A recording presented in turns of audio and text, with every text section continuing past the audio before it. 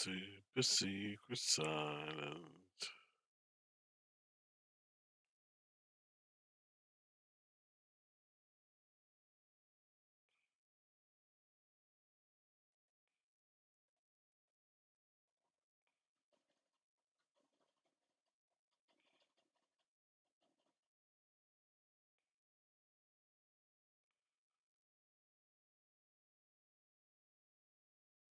Everyone's sitting in silence. He's happy. She's thinking of something evil. She's wondering what she's going to cook when she gets home. She's wondering why she's here.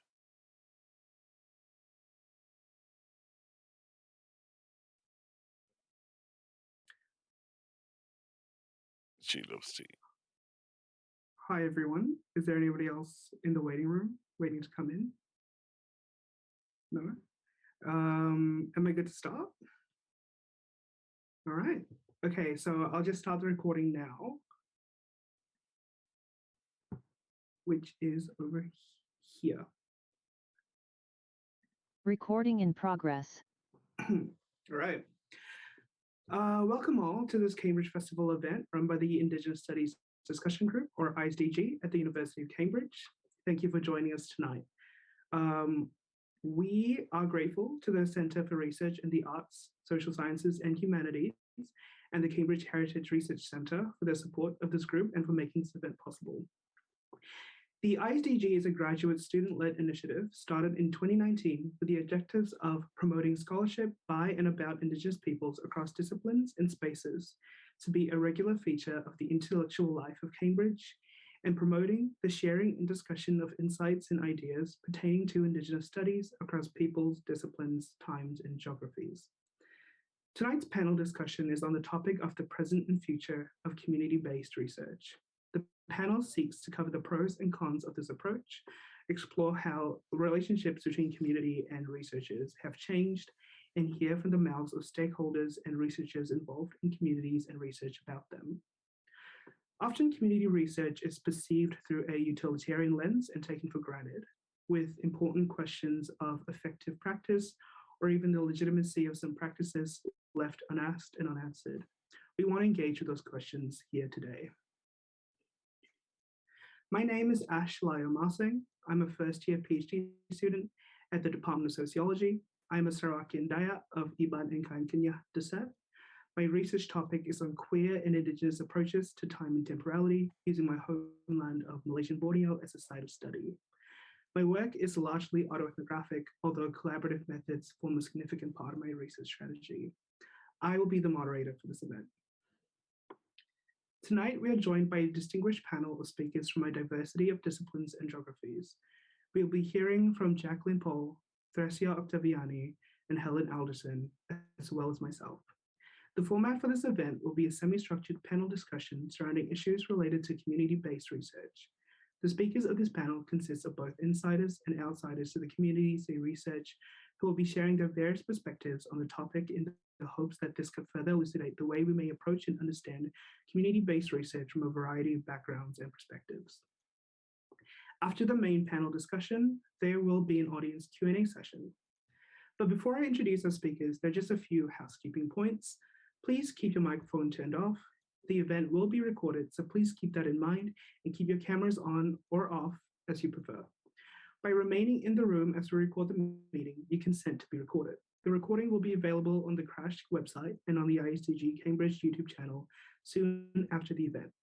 During the Q&A, if you would like to ask a question, please use the chat function to send a message to the general chat or to me, and we will read it aloud. If you would like your question to remain anonymous, please indicate that along with your question in a message directly to me. If you want to ask your question in person, please indicate that in the chat and we will unmute you. Captioning has been enabled for this event. If you would like to have captioning, you can select it at the bottom of your screen. Please note the captions are provided by Zoom and CRASH cannot be held responsible for the accuracy. Rest assured, you will be able to revisit the event recording on YouTube. We are doing our best to provide an inclusive environment in this online event. It goes without saying that all attendees are expected to show respect and courtesy to the speakers and each other throughout the event. I respect you all. So let me introduce our speakers on tonight's panel. Jacqueline Paul is a researcher at Ngāwai Te Tui Māori and Indigenous Research Centre and lecturer at the School of Architecture in Landscape Architecture at Unitec Institute of Technology. She has recently completed an MPhil in Planning, Growth and Regeneration in the Department of Land Economy at the University of Cambridge, and she will be beginning her PhD at the Massachusetts Institute of Technology in the fall at MIT's Department of Urban Studies and Planning. She is also an expert and technical advisor for the Human Rights Commission, an independent specialist for the Urban Development and Planning Committee at Kaingaora, Homes and Communities Housing New Zealand, a member of the Expert Advisory Panel for Te Kawa Mataho Public Service Commission, supporting open government, and has also been involved with the National Science Challenge, building better homes, towns, and cities through Māori housing research. Tresia Andriati Octaviani Dading, or Ovi, is a fourth-year PhD student in social anthropology at the University of Cambridge. Her research follows informal youth collectives on Sumba Island, Indonesia, in relation to the increasing trend of traditional-inspired production and consumption. She's interested in looking at the strategies of reflexivity, objectification, circulation, inflation, and normalization of cultures. She carried out her fieldwork on Sumba Island between mid-2019 to the end of 2020. She's currently writing up a dissertation, which is due in 5 months. Helen Alderson is a Pākehā of European descent, archaeologist from Aotearoa, New Zealand, and is based in Cambridge. Helen has been fortunate to learn and work alongside community members from Moana, Oceania. Helen is most interested in archaeological studies of ethnographic museum collections and how these taonga treasures can be linked with the artisans who fashioned them and their original landscapes. And I've already introduced myself before. So with that in mind, let's begin the panel discussion. So I would first like to ask each of our panel speakers how you all came into your research. And I can start us off with this question. So I came about my research, my topic on time through my undergraduate dissertation, which was originally on queer migrations and identity, and time and temporality just happened to be a prominent aspect of my data analysis. But for most of my work, I am motivated by personal experience, which sort of informed my stance as an autoethnographer. And so a lot of what I do is me trying to attempt to articulate my experience and understand it, and by extension of that, trying to understand the experience of others like me, which sort of then pushed me into kind of a community-based, a community-focused or centered research strategy. And also queer Indigenous Malaysians are fairly underrepresented in academia. And so a lot of my work is trying to give voice to people in my community and in my demographic. So who else would like to answer this question? Let's start with Helen. How did you come into your research? Okay, well, I started off actually in classical studies, of all things, and I had a deep interest in archaeology. And in New Zealand, the big focus of archaeology is Moana, Oceania. And I rapidly realized that this was an incredibly exciting and interesting place in which to work. And so from there, every research sort of project that I've done has been built on relationships, friendships and academic collaborations and things with other people. So I've been really fortunate to go to Vanuatu and Hawaii and Aotearoa, New Zealand and Micronesia from those based in that sort of relationships and things. So, yeah. Thank you. Jacqueline, would you like to answer? Kia ora, Ash, and firstly, thank you for opening us up and having us for this session. I was just quickly reflecting on the journey, and so for those who aren't so familiar with the housing context of Aotearoa, New Zealand, and so as mentioned, I'm Indigenous to New Zealand, and we have such a significant housing crisis, and one of the most pressing issues in Aotearoa. And so earlier, I guess maybe like 5 years ago is kind of when I started doing research, and really because my background was in landscape architecture at the time, And for those who, are quite engaged in urban studies and planning, and even from an Indigenous context, just the highly colonized spaces and places that we live in, and especially within the built environment. And I really found it quite troubling that, a lot of the places I did not recognize my own face, and my own identity within our environment. But actually, it was a significant proportion of those experiencing homelessness were Māori. And for me, that was quite problematic. And so, as opposed to the places in the environment in which we are, Indigenous to, why are we homeless on our own lands? And so it was through, that kind of interest in terms of, okay, what is my role and responsibility through research to contribute to ensuring we're addressing such inequities? And so, I guess that was kind of the early stage in terms of in academia and understanding the opportunity where research is a vehicle to start, contributing to that limited body of knowledge. And at that time, I was quite young, I would say, and actually a high proportion of those experiencing homelessness were under 25, even more so. So as a young person, it was a lot of familiarity. And I have such a huge privilege to be able to have access to resources, and knowledge that many don't. So what are we doing, or what am I doing, and what is my role and responsibility to contributing to that? So I guess that was earlier in my career, just around sowing the seed, from planting the seed. And so since then, a high proportion of my work is in Māori housing and large-scale urban development, both in public and, public sphere and in the Māori sphere more so. And how do I understand the kind of system and the way in which it functions and affects our lives? So, yeah, that's kind of just a short kind of overview in terms of my role within research. Thank you, Jacqueline. And Ovi, last but not least. So my master's degree was concentrated in urban anthropology. And I got interested in urban anthropology because, people living in urban area are urban area consisted of a lot of people from different backgrounds. And I've always been interested in religious tolerance and cosmopolitanism. And whilst I was in between my master's degree and my PhD, I was searching for something that is related to urban phenomenon, but in Eastern Indonesia. So my paternal family comes from East Indonesia, but I realized that I had not known anything about it. So I really wanted to go to East Indonesia and to learn more about it. And then so in 2015, 1 year after my graduations from my master's degree, I went to Sumba Island for the first time. And there I encountered people and especially young people who are very interested in their own culture and learning about their own cultures and traditions after being marginalized for many years.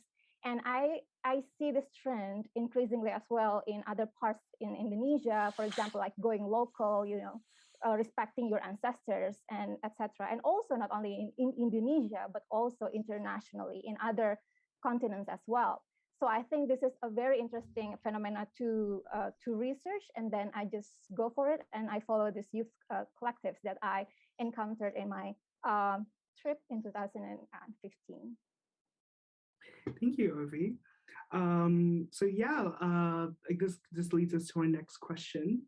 What does community-based research mean in your discipline, and what makes your method communal? Who would like to start us off with that discussion?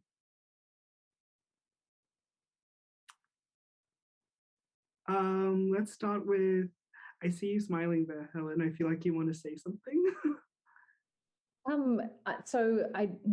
With archaeology, I just want to preface that archaeology is an enormously varied discipline. And so what I'm about to say is only my perspective, and it's a very sort of narrow perspective of how I'm sort of going to say what I'm saying. So for me, community-based research means, in many cases, a deep engagement with the people whose archaeology you are looking at.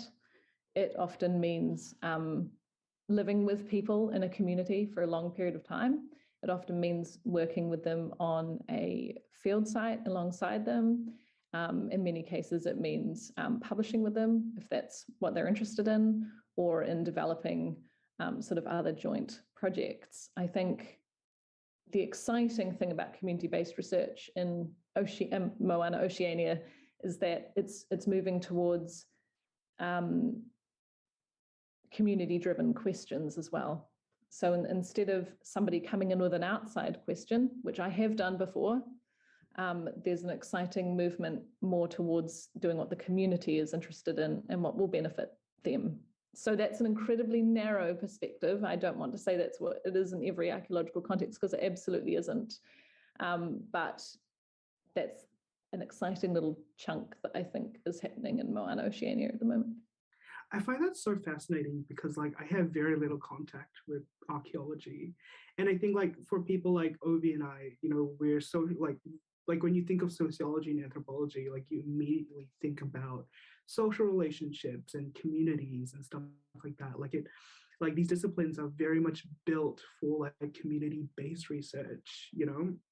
And so like oftentimes, you know, when I think of archaeology, like you have that very stereotypical image of like Indiana Jones, like in like an uncharted, you know, exploring like a temple or something. And you don't oftentimes think of archaeologists as people who work with other people. But then when you really think about it, like, you know, when you think of things like artifacts and objects, those are very communal things, you know, and that's a very interesting perspective there.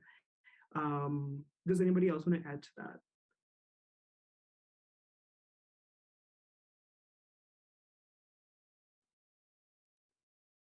Ovi, do you have something you'd like to add? I feel like, yeah, I feel like as an anthropologist, like you have a lot to say, you know, when it comes to like community-based stuff. Okay, so in my opinion, as a very new anthropologist, as an anthropologist in training, I think all of social science data comes from people, and usually the study of social science is demarcated in a community, in which the basic forms of community, I think, are relations between humans. And I think one of the social science objectives is to understand these relations and the structures. And for anthropology itself, I think most of the people already know that anthropology is known as a discipline whose research method or ethnography is described as researching whilst living in the community. But of course, there are many non-anthropologists or non-anthropology discipline who use ethnography as well, so it's not very exclusive to anthropology. And I think the aspiration of the discipline and the methodology of anthropology is long-time immersion into the local community. So the aspiration is until the researcher is no longer visible and blend in with the local people.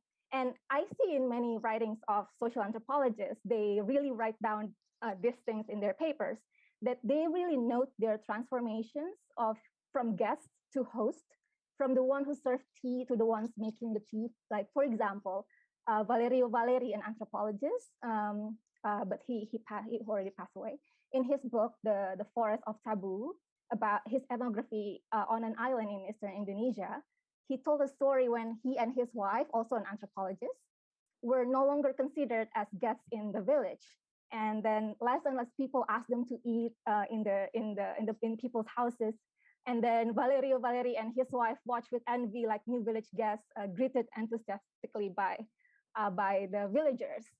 But we all know that this aspiration is, you know, very difficult to achieve, right? I mean, I think it's also far-fetched. I think researchers will always be visible in the community, and I think it is for the better, because, you know, the distancing, you know, it's about consent. It's about, you know, to be responsible that you are doing something, because researchers are not hidden CCTVs. I hope not. So I think detachment and visibility is also important while trying to blend in with the community. So going back to the question, I think what makes anthropology is community-based. It's basically because the data comes from the community and you live with the community and you try to be the community, one of the community-based, I think. That's so fascinating that you brought up ethnography, because a lot of my work is autoethnographic, and sociology it's a very interesting discipline because it, methodologically speaking, you can kind of do whatever, right? Like traditionally, sociology has often been cited as this very like structural, like methodical type of discipline where it's like it's stats and like surveys and data and stuff like that. But that's sort of changing, you know, and especially when it comes to like qualitative data, things like interviews, ethnography, that's really sort of changing the way we kind of think about social relationships. And as an autoethnographer, I often feel as though like my research is very self-centered. It's very like, how do I feel? What is my experience? How am I going to articulate this very specific thing that happened to me, and how do I like connect that to like broader social issues? But what I found so fascinating reading more about autoethnography is how actually collaborative it is. So many, I can't think of their names on the top of my head, but a lot of autoethnographers have written about the importance of making sure that whatever you're writing about in terms of like in relation to your own experience has to sort of be in conjunction with other people's stories, other people's narratives, always sort of checking in with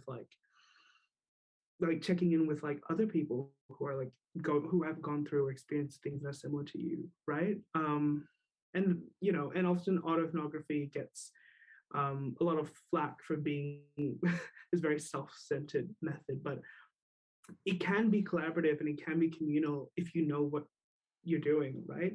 And especially I'm going back to like Indigenous research strategies, thinking about the idea of witnessing, right? Like letting people in to your stories, into your life, allowing people to witness your own narratives, your own experiences. That's sort of what makes it communal, right? I could write pages and pages and pages, I could write like an autobiography about my life, but at the end of the day, if I don't bring it to other people, what does that mean? You know?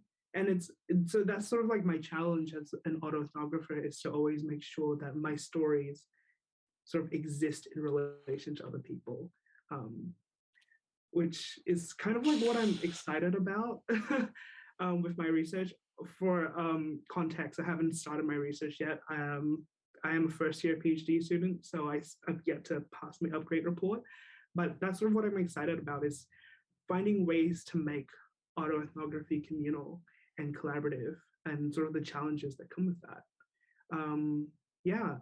Jacqueline, do you have anything to add?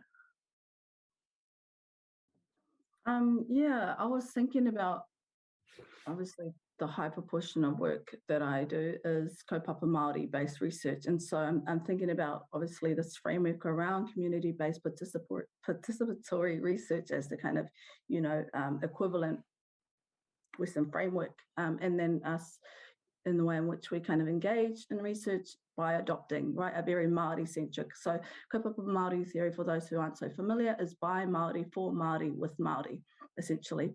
And that's just how it is, right, in terms of who we work with, who we are as a people, and the research that we're engaged in.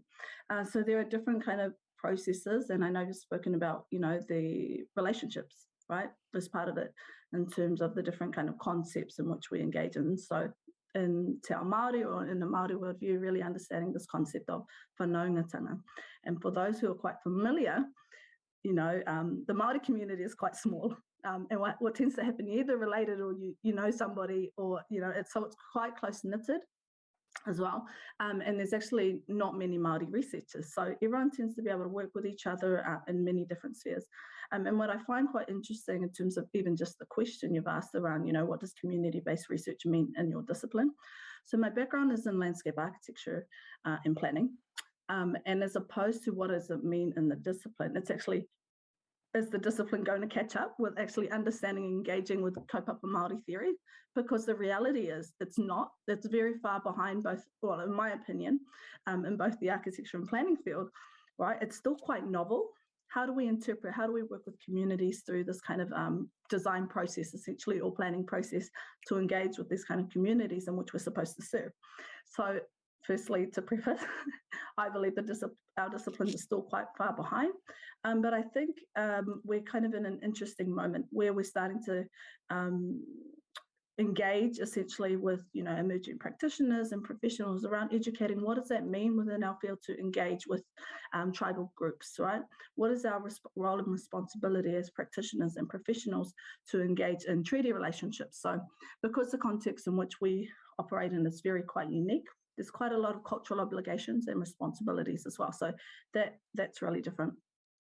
The same within the planning process, how we're engaging with Māori, and given that, again, the unique context that we work in, what is our, how are we engaging? How are they formulating policy, implementing, delivering, right through to resourcing as well, really being transparent about that process. So the disciplines need to be able to catch up, and they really need to kind of engage and understand this, this kaupapa Māori theory and the interpretation of what it means in the discipline.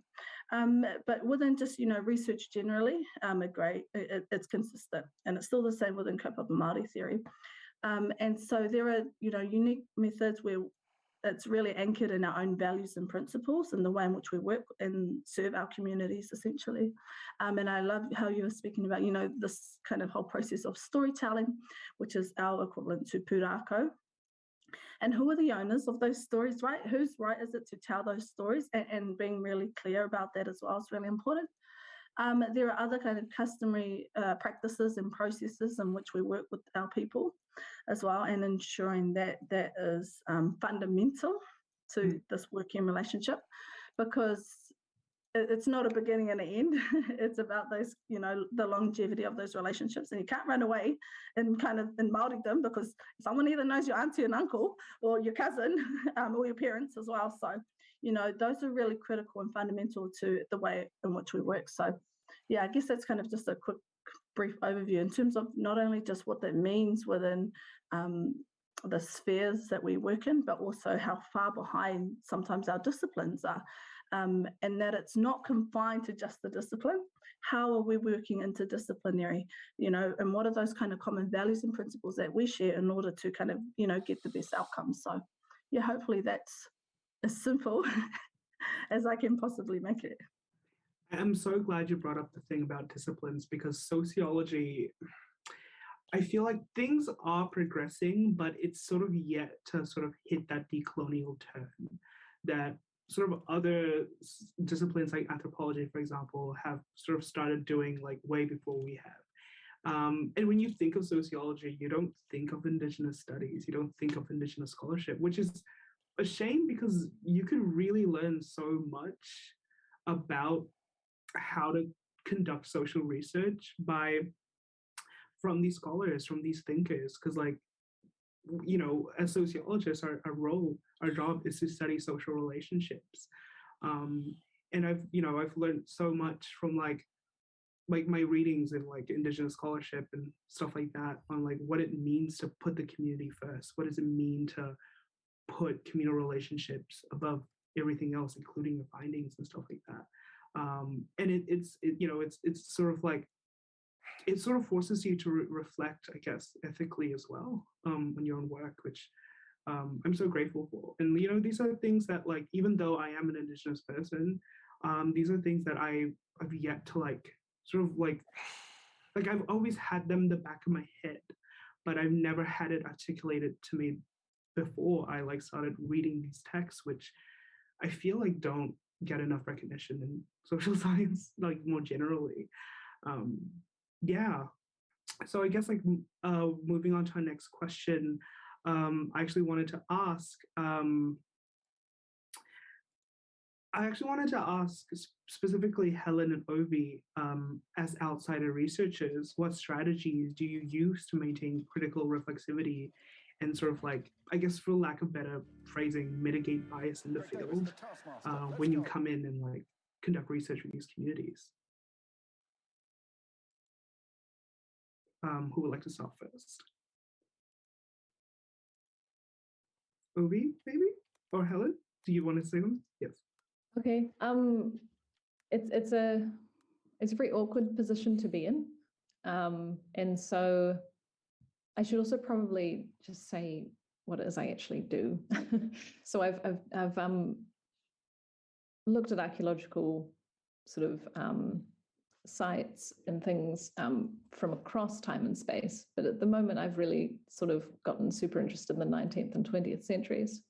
And Ovi, I think, mentioned cosmopolitanism. I'm super interested in that from a sort of Nicholas Thomas perspective in the Pacific. So I sort of look at the sort of deep interactions between people sort of over time in those periods. There are several things that I try to do, but I can never fully mitigate the bias.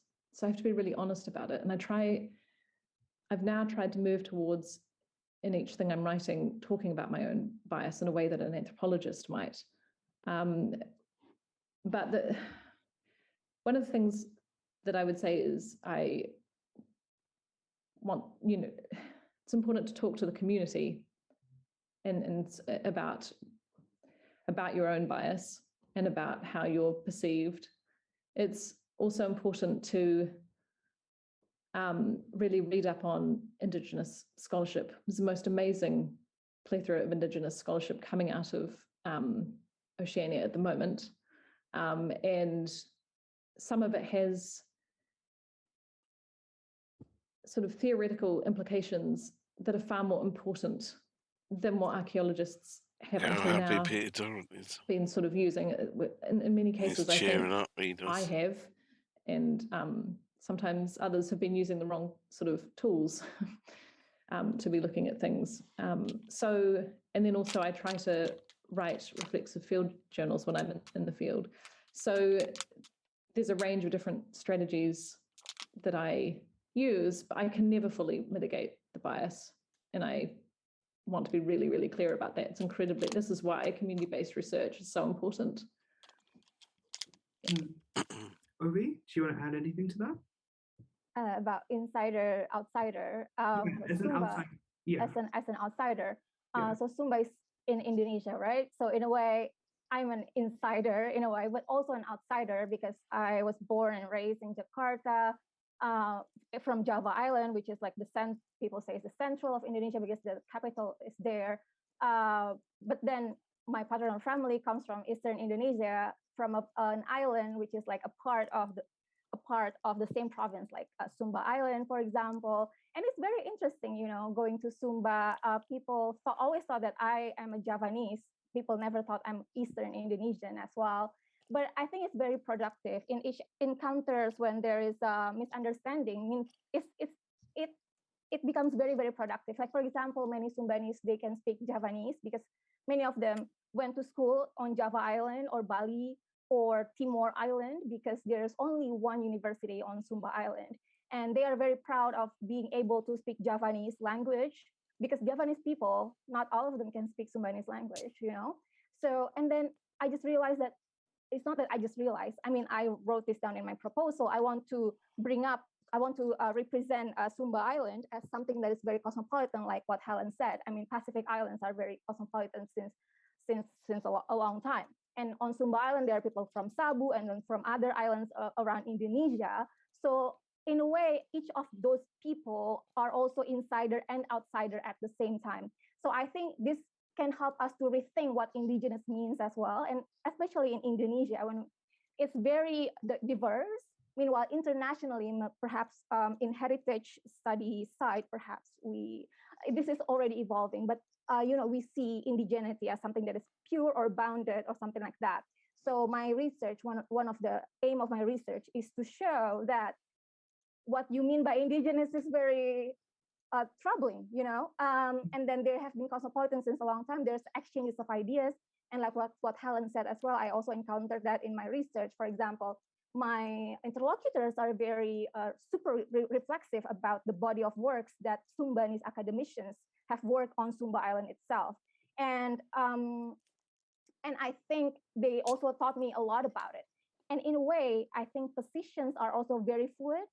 Like, although I come from like Cambridge, from the western side of the globe, depends where you see that from.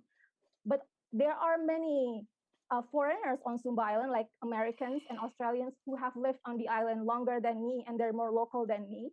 So, what do you mean by local? What do you mean by insiders? Is it like your skin color, or how long have you stayed on the island? I think it has to be discussed as well. And one of my close friends is an Australian who married a Sumbanese man, and now she lives on Sumba Island, and she's been there for maybe 10 years, and now she has a renewable energy company. So it's very interesting to see on the field. Actually, I experienced that power and also relations are very fluid, and I learn every minute of it from what's happening on the field. I'm so glad you sort of mentioned that whole like the vagueness of what it does it mean to be an outsider and insider, because I sort of like face that all the time, because I was born and raised in Sarawak, 17 years of my life. I speak Kayan, I sort of speak Iban, and I'm very much in touch with my native heritage, but a lot of the times I feel diasporic. Even when I'm home, I feel like I'm diasporic because I didn't grow up in the longhouse. I grew up in the city. I didn't grow up in, the rural areas where my aunts and my cousins all live. I went to an English-speaking school. I'm not super fluent in my Indigenous languages. And so a lot of the times I feel like an outsider, even though technically I'm an insider, which is just wild to me, because Borneo is my homeland. And to feel like there's just so much that goes there's so much that goes into that as well, because if you really want to talk, if anyone's super familiar with Malaysia, Malaysia didn't exist until Borneo joined Malaya, basically. And it's it's a very troubling relationship we have with West Malaysia. And so a lot of the times our cultures and our languages become sidelined. A lot of us have lost, especially those of us in urban centers, have lost touch with our like heritage and stuff like that, because it has been systematically kind of like pushed out in schooling systems. And like there are only like very few Indigenous languages. There are over 29 Indigenous languages in Sarawak, not even counting Sabah, which is in North Borneo, that get taught in schools, and that's only in very specific areas as well. So yeah, a lot of the times I feel like an outsider. Like like I know very little about our religion and our celebrations and like sort of what goes on behind that, because I didn't grow up in the longhouse. I grew up in the city. Which also kind of leads me to my next question, and I think this one is more directed to Jacqueline and myself as insider researchers. To what extent do you consider yourself an insider, and how do you negotiate being both a member of your community and the colonial institutions of academia? Yeah, thanks, Ash. I think both of those are really interesting questions.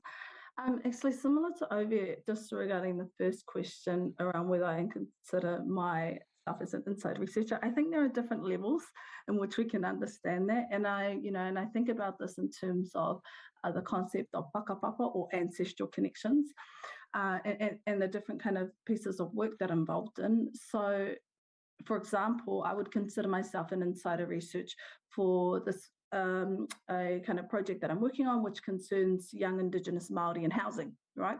Because that is literally me and our kind of ethnic grouping and the kind of disparities that we face and which we're engaged in. So they're quite issues that are concerned with our everyday lives. So that I would consider myself as an insider researcher, because as a Māori kind of grouping, right? And our connections to land in place. In another project, I would consider myself as an outsider. Mainly because, for example, we might be working with different tribal groupings, and they're not ones that I have ancestral connections to. Right? I'm from 3 other different tribal groupings, but we're working with another one. So we're just here to support, whatever their aspirations and objectives are. And I don't have any, I might have relationships with those, with those tribal groupings, and generally that's kind of how it works. But I do not have ancestral connections to their lands and their place, or the cultural institutions in which they're set up in their village or their settlement. So, yeah, it's kind of an interesting dynamic to work in, only because, again, high proportion of my work is working with Māori communities. So I think there's different layers as well, depending on which level that you're working in. Then perhaps if I am working with my own travel group, which I have not yet, and even then, when working with your own people can always be interesting, and I'm sure many other Māori scholars have their own stories. So yeah, I think that varies in terms of being able to identify the positionality of, the research and the research, essentially. I think the second question about, being a community, or being part of your own community in colonial institutions of academia is so very interesting. And I'm sure many Indigenous scholars who are working within those institutions will have, again, their own lived experiences and stories to share. And I was just thinking, I've been working in institutions just for same thing around 5 years. And so I think the difference is that I've always been quite protected. So for me, cultural safety is huge. And being able to, we don't work and operate in isolation, right? We are bound and we are connected. And part of the kind of, I guess, process, or in terms of our own kind of practices, the tuakana and taina relationship, where, the elder or the advanced researcher who tends to be Māori, safeguards and that kind of reciprocal relationship. I've always had that. I've always had strong Māori mentors within the institutions that I've worked in. So I have always ensured that wherever I go, I am protected. And even more so, as you mentioned, I work in Ngā Waia Te Tui Māori and Indigenous Research Centre. But I also teach in architecture schools, which are not Māori. Not enough, and so I'm really lucky that I have that as my safe place, where I'm protected by phenomenal Indigenous Māori scholars from across Aotearoa, and knowing that we have that support, it's the emotional, the cultural support there is really important. And so I've, many other emerging professionals haven't had that luxury, and there's, for those who are quite familiar, it's quite topical as well, and the trouble that we face as, Indigenous scholars in the academia, in the academy. It's not safe for many, and actually for many seniors as well. Many professors, and I don't want to name institutions here because I know this is recorded, but even, their roles, they could be profound scholars and still be, dismissed. So yeah, I think that would probably be the most important thing for me, cultural safety and protection within those institutions, because that is how I ground myself and ensures that, the work that we do is of integrity and is anchored in, the many values and principles that we share. So then that's non-negotiable, as in terms of the work that we do. So again, different layers, but ensuring that those safety nets are really important. So yeah, tricky place to navigate. Sometimes I hate it, realistically in architecture. There are not many Māori educators. Actually, there's probably maybe 10 max across the country. And I teach in 2 different architecture schools. And that's hard. It's hard, but it's a place of transformation and change as well. And for many Māori scholars have come through that system. So I think we also have a role and responsibility as well within those institutions. So yeah, bit of a interesting kind of conversation. And I'm sure you could just spend one whole session on just that question. So yeah, hopefully that's just kind of overview. I completely feel that, because it's like a lot of the people doing research on Borneo are not even Bornean. And it's hard because it's like there are a lot of very fascinating research coming out about Indigenous Borneo from Indigenous Borneans, but a lot of it happens to be from, if not, Malaysians, at least outsiders from who aren't even Malaysian. And it's like I hold a lot of these scholars in respect, because there's not a lot of work out there on Borneo. Especially on like this very niche thing that I've decided to do. It's hard enough being a native Malaysian scholar, let alone being a queer Malaysian scholar. So I completely feel that. And the reason I asked this question is because last year I read this really scathing anthropology paper, basically calling out, I don't want to use the word hypocrisy, but I'm going to use it, hypocrisy of post-colonial and Indigenous scholars. And it was quite a pessimistic paper, right? Basically calling out a lot of like post-colonial scholars for acting like colonizers, extracting data for their own benefit. Because like, when you really think about it, for a lot of us, not for all of us, but for a lot of us, a lot of our work very rarely, if ever, goes back into the community and serves, the social and material transformations that we aim to serve. And a lot of the times we conduct this research and it ends up benefiting our own careers, or it ends up staying within the colonial metropoles.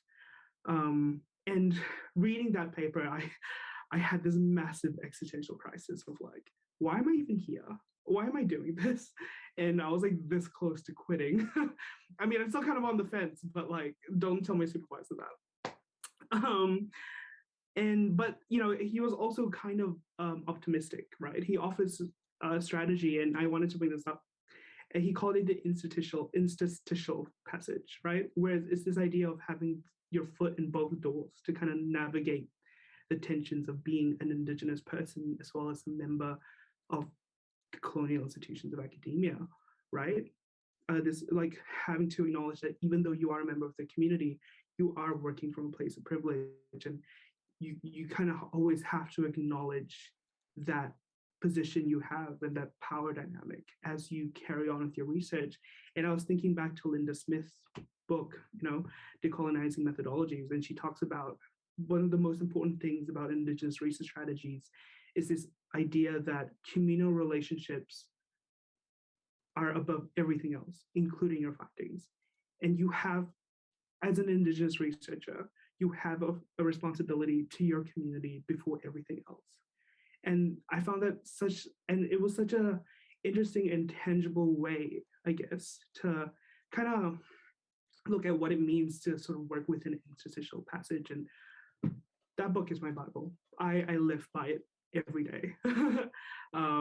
Yeah.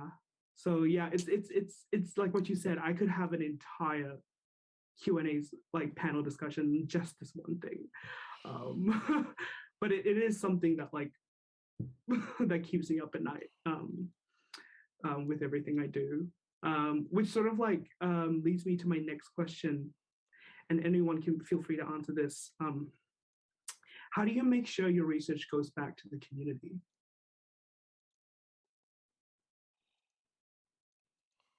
I could probably just speak to some of that briefly. Is actually the community involved in the research, so I think about the ways in which we work with communities, and we'll speak to some of this later, but we resource them time. Actually, they are part of the research team, and so as part of the kind of methodological process, they have also a role and responsibility back to whether they're trust or other cultural institutions in their communities that we work in like an ecosystem essentially, right, as the core kind of research team, but as well, we because we've partnered, they go back, and so it's kind of part of that kind of reciprocal process and the way in which I guess they speak to around the transmission of knowledge and findings and sharing. So it's just inherently part of the process as well, and that might come in different forms, whether it's through creative outputs, other kind of publications that are not journal articles that none of the community are going to read. Again, another session that you could talk about, or they don't even have access to, and so those types of things, being able to provide, as opposed to the way in which we traditionally do go to conferences, actually it's held within the community, and so just being able to challenge mainstream thinking and processes which are embedded in communities, but when they're a part of it, it just becomes a part of the kind of normalized process. So yeah, working alongside them essentially, and with them and for them. So, again, comes back to that kaupapa Māori framework, and again, which is in the same book that you're talking about in terms of decolonizing methodologies. So yeah, just normalize the process, and that it is not extractive, that it is not exploitive. And again, thinking about who the research serves and the community that it serves. Yeah. Does anybody else want to add to that? I could sort of, I just was really interested by the word extractive. Jacqueline, I thought was really interesting. And obviously archaeology is seen as the ultimate extractive discipline, I think, and very destructive in its methodologies. And one thing that I've become extremely interested in, particularly after reading the PhD thesis of Erna Lilja, but also work by people like James Flexner and Torrance and Clark, is the idea of the museum as an archaeological site. And so I've been quite interested in terms of the depositional process of how taonga or other entities from Moana Oceania have entered museums in places like Europe and the Americas, and how sometimes there are processes of forgetting that are akin to them being buried, and then how one can sort of locate them again in a sort of archaeological sense. Sometimes the taonga that I'm working with are mislabeled. It's very difficult to figure out what they are for me, so I spend a lot of time looking at them from a sort of physical viewpoint and comparing them with other items. And then how you try and communicate that research back to a community that they've been divorced from for a very long period of time. So instead of going to, obviously I've been to communities and lived with communities and done archaeological survey in areas, but it's also really interesting when the archaeological site itself is far away from the community. And the last time I took information back to a community about that kind of thing, I took a sort of display. So I got permission from the museums to take information, in this case photographs, back to the community, and then sort of surveyed the community and asked them what they'd be interested in the future, and talked to them about the fact that these sort of items are overseas. So I just wanted to say that from an archaeological perspective, that we're starting to think about different ways in which we can bring information back to people. And is it okay to always be extracting things out of somewhere where people already know they are? Or is it in some ways good to reverse that process and bring information back and work with people in that sort of regard? Sorry, I talked a bit long then, but I hope that was interesting, just to see archaeology maybe in a slightly different light, or at least its potential to be less extractive and more giving. Absolutely. Ovi, do you have anything else to add? I think anthropology is kind of an obscure skill. Like for archaeology and architecture, you can contribute in terms of tangible thing. You can do things. So I don't know, Ash, what do you think? Like as an anthropology, you basically observe people and then you think about it, right? And people are not really benefited from it, to be honest, right? So what can I say, maybe from my experience on the field, like doing research on Sumba Island for 18 months, what I could do was just, I had to be, I opened up myself, and I was vulnerable. I opened up myself, and being driven by externalities. So it's not only about I have to reach something, I have to get some data, but also I have to be very patient. Plus, there was a pandemic as well, so you have to be very vulnerable and not always control everything. So you have to make sure that you work together with your community, like what you said. I mean, so it's not only you who ask questions. So if they want to ask questions to you, you have to. I think I need to open up as well. So I also give my time for them anytime they want, to say things or tell their stories not related to my research. I think it's one of the ways to become, a person in a community. Not only to give something tangible, but also to give your time and also grow together with them. And also on the field, I don't have any great skills other than being an academic. So, but once I debated competitively, so I offered one of the youth clubs to teach them, how to do competitive debating, but they declined that. But then I also help like some local NGOs to translate things or to make proposal for funding. But yeah, I try my best to just be a friend and also useful for the community where I lived in. So that's from my experience, from my field works. But I don't know in the future when I have graduated and have more experience like Helen and Jacqueline, I have to think more about how to contribute to the local communities in more in greater level. Yeah, I think so. The thing you said about like, anthropologists and sociologists, all we do is go into the field and think. That is that is so true, because it's like I think about that all the time. It's like, okay, so I've written an entire paper on like queer and indigenous time and its implications for like development in Malaysia. What now? Do you know what I mean? Like, is a government official going to read that? Probably not. Are they going to take me seriously? I don't think so. And I think about this all the time, and I always go back to this idea of like cultivating knowledge. If I can't do anything tangible, at the very least, what I can do is like one, what you said, be respectful of the relationships I form with the people in my community and understand my responsibility to them, but also like making, if I can't do anything else, at least all like what I can do is cultivate knowledge and then disseminate it back to the community in ways that they can then use it for things like, I guess, like, I don't know. I'm thinking back to the like those revolutionary times where people were passing around pamphlets and stuff like that. I don't know, maybe an infographic, but creating knowledge that can be used,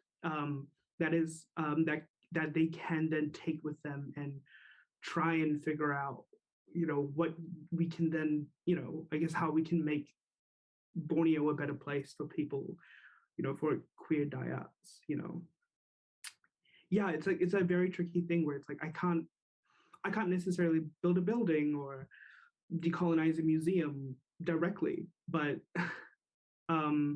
so yeah, like it's tricky. I don't really have an answer for that, but yeah, I guess it's something that like it's a challenge that I'm gonna have to like work through as I progress with my research journey. I think we have time left for 2 more questions. So what I want to ask, this is related to what Jacqueline talked about earlier about making sure the community is involved, is how do you, I guess, negotiate co-authorship practices and collaboration? Who would like to start first?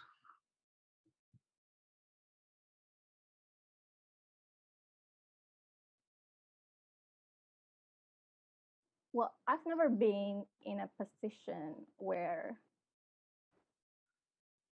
I need to negotiate it yet, but I've offered some collaborations on the field, and many people accept it, but I got rejected as well by researchers who are doing research on Sumba Island, although they were not doing like doctoral research. But this is very shocking for me, because as a first-time researcher, I thought, people are very collaborative and etc.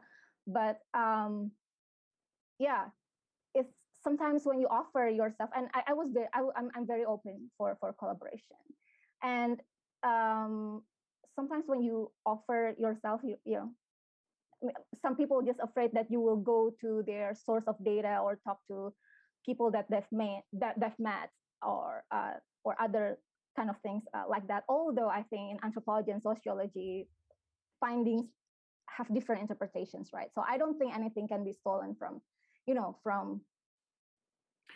something, right? Yeah. So I guess what I mean is more so like collaboration with like the communities you're researching. And so like again, like I think I mentioned this prior, I'm trying to make sure, even though I'm an autoethnographer, I'm trying to make sure that my practice and my strategy is collaborative, right? But at the same time, how do you then cite the people that have basically embedded your ability to create the thing, your thesis or your paper? And that's hard, especially because I also do, like, I don't just do Indigenous scholarship and Indigenous work, I also do queer theory, queer of color critique. And that's hard because I also have to make sure that, like, my collaborators remain anonymous for their own safety, because for those of you who don't know, it is illegal to be gay in Malaysia. So, like, citation becomes tricky, right? And I brought up maybe, like, potentially having an et al. If I ever do publish in the future, having like an et al. At the back. And then I talked about, like, could I do this with my PhD, potentially, like having my name followed by an et al. To sort of reference or give respect to the people who I'm collaborating with. But yeah, that's sort of what I have sort of thought about recently. I don't know about the other, about you guys.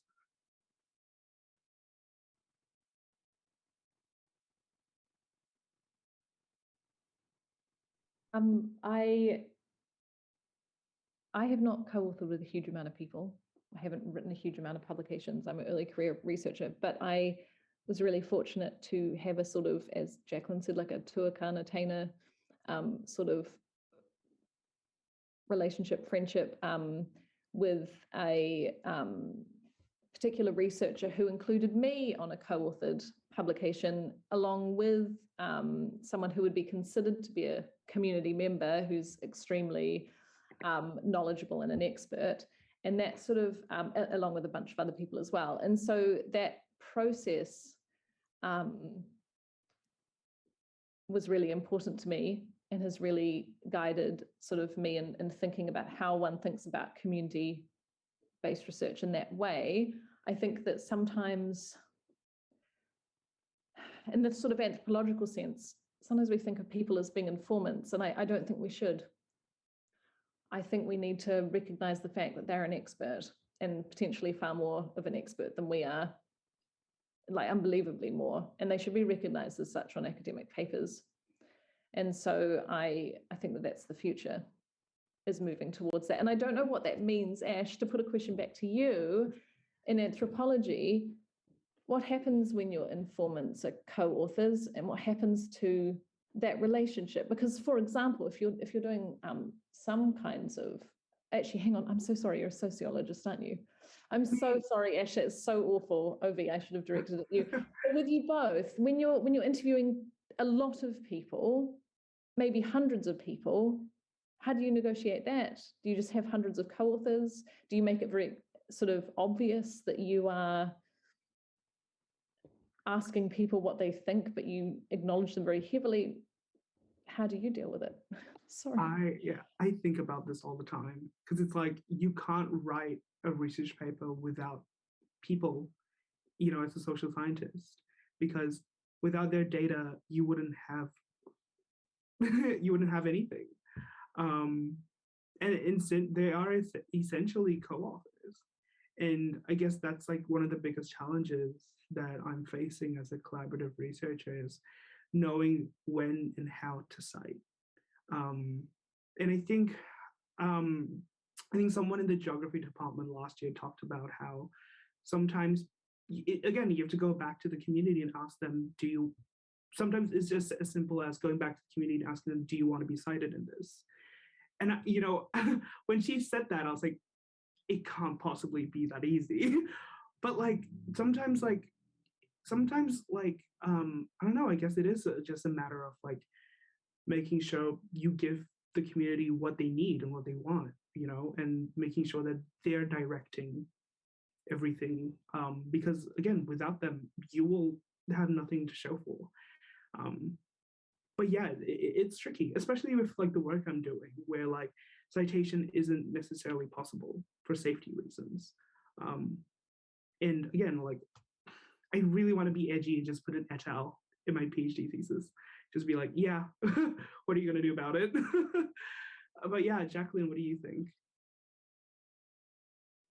Yeah, I'm not sure how to answer this, only because the different contexts. So majority of the things that I have published have been all with other Māori scholars, but they're quite specialised in certain areas, as opposed to the significant kind of community-based stuff that I've been working in. And thinking about it, I've only published with non-Māori once. So I think it varies. So for me, that, that's really probably important. The second one, and I'm thinking about some of the publishing strategies that we've drafted as well, and other kind of learnings from other scholars. And I know this is recorded, so I just want to be really careful. And how some scholars, Indigenous scholars, in order to finesse the system of the academy, will list everybody, right? To be really smart, given the institutions that we work in, around deliverables and, citations, we'll name everybody, the entire whole research team, right? There could be 10 plus, authors. So I find that quite interesting. And it's actually about collectivism within that as well, as opposed to kind of this individualistic kind of way of working, and recognition of everyone's contribution to the project. So I find that quite interesting in itself. I've never done anything like that as of yet. And then I'm thinking about the many different outputs and deliverables of projects. So I might write something really specialist, but then the other community members in the project, depending on where they will publish, they might be lead. And then, so there's always some like type of order, and it varies as well. Obviously, it could be one who leads it, and the last might be like the science lead or the other types of project leaders on the project. So that varies, and then we have other discussions around the lead and then alphabetical order. And so there's different strategies, and I don't think there's one way as well. And I guess it depends, because and this is me being extremely naive, and that's because I don't care as much about, like, for me, that is not the research impact that I am, and I speak about this around the service to our communities. I'm sorry, but the communities that I work are not going to read these journals or these conference papers. And that language is a huge barrier, right? And it creates all these other challenges. And I've still maintained this naivety for a long time, and someone can correct me later. But and perhaps it's just the way in which we work. And who does it serve other than the institutions that we work with? And unless you're trying to climb the ladder in the academy, and that's not really the change that I essentially want to make. So I think it varies in terms of, citations and stuff like that. I mean, I'm always trying to address knowledge gaps, right? So so being really strategic around that is probably far more important than the high journal that you got into, which is really great for many, of course, and our students need that. But again, it just varies in terms of capacity and capability as well. So long way to go for me. So I don't really know how to kind of answer that. And it just varies in terms of context. Yeah, no, I think like the thing you mentioned, actually, like I've been like in my head a lot about like, how do I make sure that I cite the people I research and like my communities? And then when I really think about it, like, yeah, are they gonna read this? Like, is that what's gonna like serve their like interest? I didn't think about that like that until very recently, but that's interesting. I'm gonna think more about that, actually. And I guess this leads us to our last question before I move on to audience Q&A. When does research end? Who would like to start first?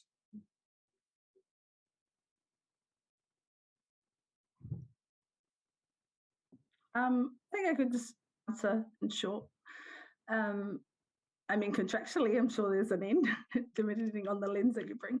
But if we think about it and really understand the importance of relationships above everything, those never really end, right? And they always become reciprocal and long-term. So I don't think research ever ends. And I think we always think about other opportunities to kind of build on, but those relationships tend to always be maintained. So yeah, that's for me. They don't really end. Yeah, I sort of like take the same stance. It's like, yeah, like I may have published the paper, but like because like when I really think about it, I'm also kind of still friends with people I've like researched, you know, because these are relationships you form in the field. I use that term loosely. Yeah, like you know, we will always have a responsibility to the communities we research even after we publish, and that's never going to go away, you know. Yeah, Ovi, what do you think? I agree with Jacqueline. Yeah, I'm not sure either. Yeah. Helen? Yeah, I obviously totally agree. I think it's amazing how these transcend, you know, talking about collectivism, transcend individuals as well. So I've done a little bit of work in museums and sort of was a curator at one for a couple of years. And I am super interested in the fact that these can span decades. They can span individual curators and collections managers and things. They, in different leaders in different communities, to being enduring relationships that are often mediated through taonga or other sort of entities that live in the museums. And it's a really important thing to realize that even after us, there will be continued relationships if we're working within groups and also with those groups in the communities. So yeah. And also the idea that like your research technically kind of lives on forever. Like you may have published a paper, but then someone's going to read that and then expand on it, you know, like it never, like it's like a chain effect. Like it never really stops. And I often think about my own work on like queer indigeneity in Borneo. Like no one's ever really done something like that, you know? And I'm not saying that to like make myself like, oh, look at me, I'm doing the first one. Like, no, absolutely not. But like, I think about like, okay, so I let's say I published a paper on like queer indigeneity in Borneo, and it's something that's that's not really talked about, hasn't really been written about. Someone is going to take that and then expand on it, and so like research then never really stops. You know what I mean? It will keep on going, and your research will live on forever, and your relationships with your interlocutors, for lack of a better term, will still live on as well. So I guess that brings an end to the panel section. So I think we will move on to audience Q&A. Sorry, let me just, whoops. There's just a reminder that if you want to stay anonymous, you can send a message directly to the ISDG chat. But if you would like to ask a question, feel free to put something type it out in the chat, or unmute yourself. I think Judith, you can help out with that. So yeah, we have a question in the chat. What is your advice to someone who is non-Indigenous to approach this kind of research framework in a culturally relevant way? I'm a researcher working in Canada on topics regarding child safety, and our next project follows a community-based participatory action research framework, including Indigenous communities, among other equity-seeking communities. Does anybody have sort of a response to that?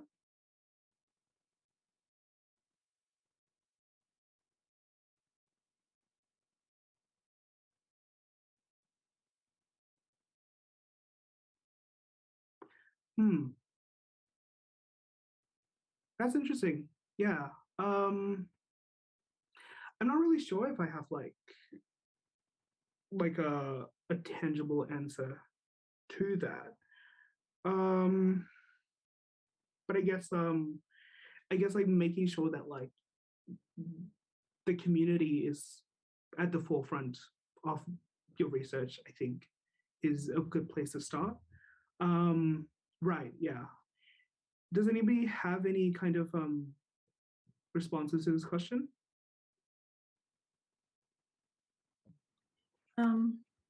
Sorry. Because we live in, apparently our house is a nursery, the light turned on, so I needed to move. So I'm just trying to catch up with the question. And I'm wondering if there's any more context. Is this for your own research, or is there an opportunity to partner, to work alongside some of the community? Yeah. Yeah, actually, could someone like help unmute her? Hi, thank you so much. I mean, I'm honored to be able to attend such a webinar. It's like the richness of knowledge, all of you, all what you have done. My concern is that, and this is part of like a bigger project, and even though it is in Canada, like Indigenous, they don't have borders, right? So like it's everywhere. And I say they because I am not Indigenous. So I just want to approach the project in a very culturally relevant way. Having said that, on our team, we have many researchers who are Indigenous and who are going to introduce us to the community. And I think they know what they're doing, but I don't know what I'm doing. So part of me attending this session is to understand how can I approach the research from my perspective and my biases. As you have said, we cannot mitigate all the biases. How can I approach that in a culturally relevant way to help the team make the best out of this experience? And just to say, like, all the deliverables, everything is community related, and it is focused on what they want and not on what we like from their lens and not from our lens. Thank you so much. Awesome, thank you. That's really helpful to understand. And actually what I would really love to recognize, firstly, how you identified your positionality, right, in relation to the community in which you seek to, because actually that's not as common as well. So I think that's firstly, just want to acknowledge that. I think it's really great to hear that, you're in the process of establishing these relationships. So that is where I would start, and with your team already on it, and just thinking about, the opportunities to partner, thinking about the power, the power balances within the team and the opportunities for the communities that you're working with to be able to resource, how might they be involved in the research? What are some of the kind of partnership opportunities, I think, will be fundamental in terms of really reflecting and demonstrating some of the collaborative processes on which you seek to understand. And through that relationship and that partnership, thinking about some of the kind of really values and principle-based approach to this in terms of working together and really setting that strong foundation in terms of the working relationship, being really transparent and honest around, some of the other technicalities of the project in which you need to deliver. And how can you transform the ways in which you're working, outside of the traditional ways, and how is it tailored to suit that community will be really important. I think also just listening, which is something that I don't think we do enough of sometimes, is just listen to the communities, the stories, their narratives, understand the importance of their connections to place, and some are just the fundamentals, I think, because that will inform, or it should inform anyway, your kind of research framework, which is culturally responsive and relevant to the way in which you work. So really just ensuring that it is anchored in that, and not going in with this kind of preconceived way of how we should work. This is what we're going to do, and we're going to impose all these, ABC.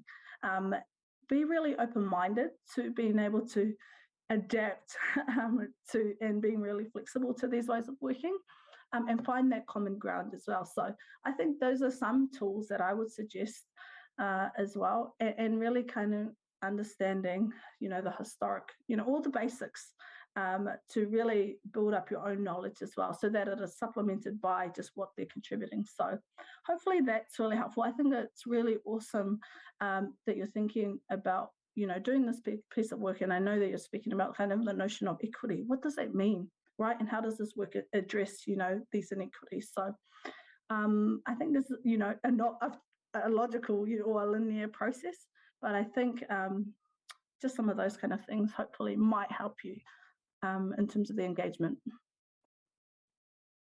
Thank you so much.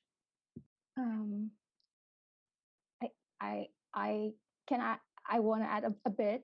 So before I went to Sumba, I read a lot about Sumba, about that place, a lot of books about it.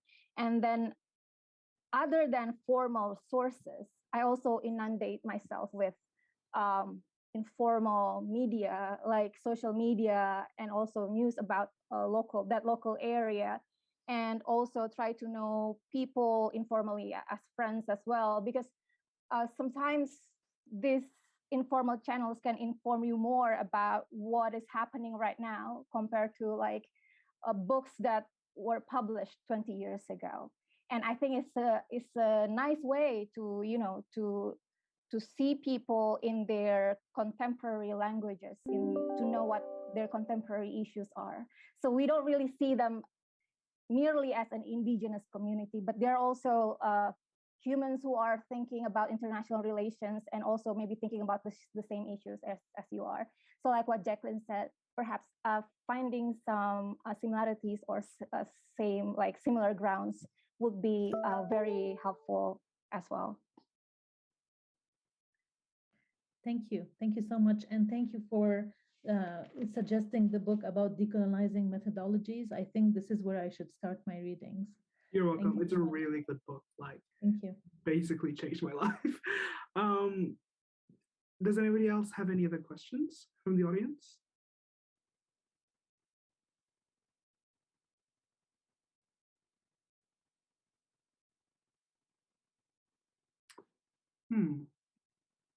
No one's raising hands.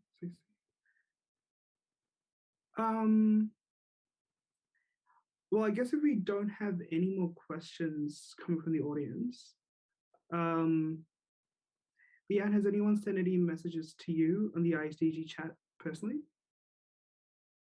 There was just that one that was sent to the group chat, but if you don't mind, I'd just like to follow up on a bit of a question here. Yeah. That I know a lot of students and colleagues as well have been thinking about during the pandemic, and obviously that's still something that's ongoing, and that different parts of the world have different rules and restrictions and travel restrictions and all of these things that will be ongoing, for this year and perhaps longer than that. So I'm just wondering to the speakers about how to not just start research projects in a time like this and start those kind of relationships, but how do you work on maintaining those, especially when, again, there may be these restrictions in terms of traveling or getting to communities, or even when there's hesitancy in terms of like health and safety, like even if restrictions have sort of been tampered down because of decreases in cases, sometimes there is still differences in comfort levels and things like that. So just wondering how to maintain those relationships and work with communities in sort of unprecedented, difficult times. I'm just wondering if any of you have had any experience over the past couple of years or any advice on that. I'm actually glad you asked that question, because blasphemous, I know, but I'm going to be doing online research mainly. It's for like a variety of reasons. The pandemic is one of them, but also for safety reasons. It's kind of difficult to conduct queer research in person in Malaysia, so like moving everything online is, in my opinion, like a safer choice.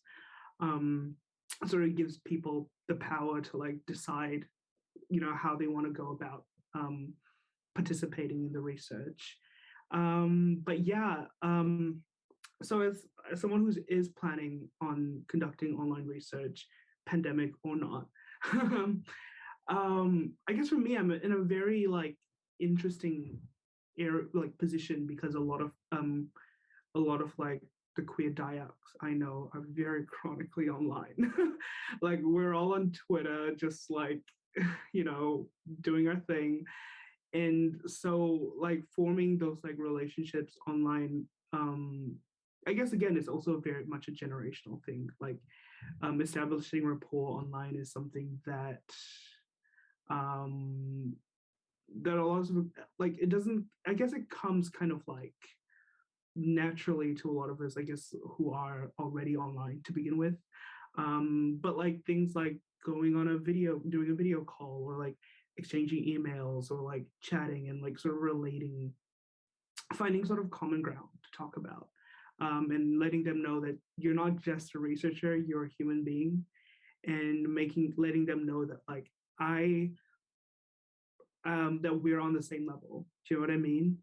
And always like reassuring them that like, I can't do this research without you, so that it doesn't make me superior in any way. And trying to find ways to relate with them as people, even if it's through a screen.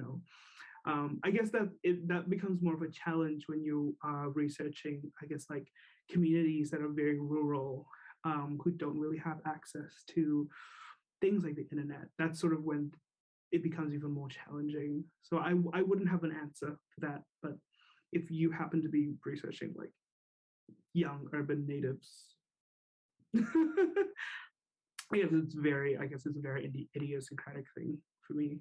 But Ovi, I think you did research during the pandemic, did you? Yes, the pandemic happened like several months after I was on the field. It was so stressful because no one knows what happens, no one knows how to mitigate that, what should we do and everything. And then government of Indonesia closed their airports, their regional airports in all of the provinces. So basically you couldn't move. And then basically, you ask your supervisors, of course, like they don't know what should they do until the WHO said that this is clearly a pandemic. So, and then basically just prioritize your health and everything like that. So what I did back then was that I was so scared of the virus because there was no vaccination yet. And then because people died in Italy, in China and everything. And then I digested that news on the field on Sumba Island. And then what I did was I moved to online, like, interviewing my friends online for 2.5 months. So I think you're going to do this, right, Ash? So what I find it very interesting is because I have talked to them before the pandemic. And before that, I talked to them for example, in a cafe or in observation, in rituals, basically in public space. And sometimes they got a bit conscious about it because people can see them. And basically it's a small town. So people will say, oh, Ovi just met this. And then, Ovi, the person that you met just met this one and he's not a very good person, like this kind of thing circulates, everyone knows everyone. But then when you move into an online platform, what is interesting for me is like, it's like a confessional for them. Sometimes I can get like lengthy conversation about it, and I can focus on this one person, and I think it is also very enriching. So I think researchers need to also embrace that and not to think online as something that is as something that is not important, because I think it's very interesting. And what is interesting, my friends in one of the youth collectives, they are making this first conference of all Marapu religion leaders, like ancestral religion leaders, because they couldn't make it in person because of the pandemic. They make it online with Zoom with all of the ancestral religion priests. And what they did was each of them went to each village to provide like Wi-Fi for the priests who are usually old, so there's still movement offline, but you try to connect these people online. But but still I think meeting people offline and observing them in person is just a very, very different way of researching and of experiencing being on the field. Yeah. That thing you said about like everyone knows everyone is precisely why I decided not to do research in the Longhouse. I don't want some auntie like spreading rumors about anybody. And we have a question from the chat. Leave this love channel, right? Okay, I think everyone here has heard this question before, like in a pre-panel meeting. But what do you consider was the biggest mistake in your research, and what did you take away from it? Well, I haven't started my research yet, so I guess, what do you guys think? I would say that mine is definitely, in some instances, not being proficient in the language where I was going. It's an enormous mistake. It's a real problem to expect people to speak English with me, and yeah, that's what I would say. That's an enormous problem, and it really is very difficult from an ideological perspective as well to understand a culture and to be writing archaeology about that culture and not understand on a fundamental level how they're talking about it in their own language.